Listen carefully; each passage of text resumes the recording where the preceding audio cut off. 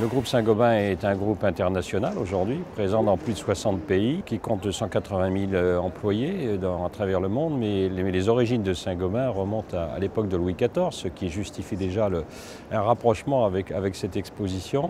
Saint-Gobain a été créé en 1665 et au départ sur un métier unique, qui n'est plus le seul aujourd'hui, qui était de fabriquer des miroirs et de la glace.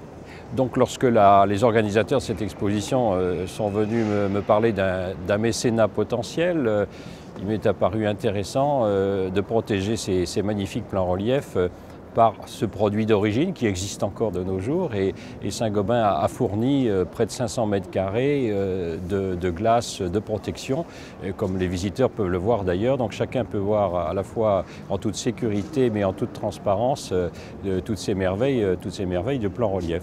Mais évidemment la motivation ne s'arrête pas là parce que je dirais que ça n'est pas un mécénat de nature simplement symbolique.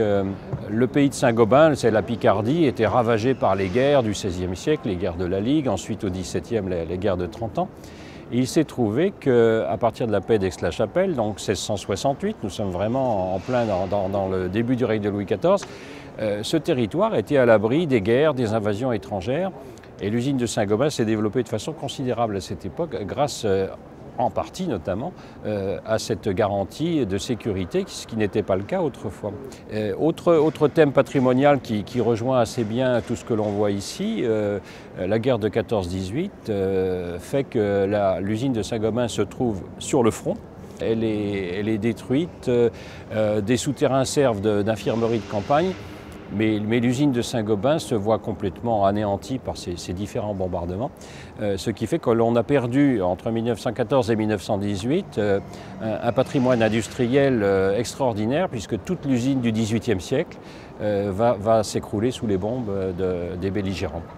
Donc voilà quelques petits thèmes de rapprochement qui, je trouve, sont assez amusants par rapport à ce thème de la défense des frontières et de la défense du territoire.